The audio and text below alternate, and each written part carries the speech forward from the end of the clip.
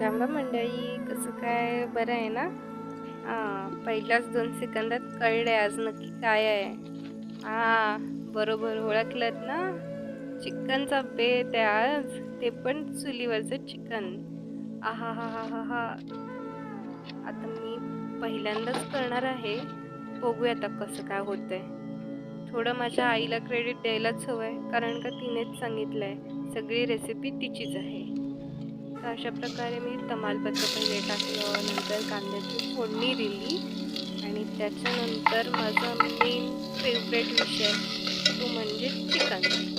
चिकनला आईने मॅरिनेट केलेलं आणि त्याच्यावरती टोमॅटोची प्युरी आहे.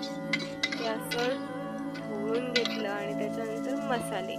मसाले आमचे होममेड आहेत आणि त्याच्यानंतर वाटण. वाटण म्हणजे मस्ट आहे आणि कोथिंबीर गार्निशिंगला. अशा प्रकारे आपलं चिकन झालेलं आहे.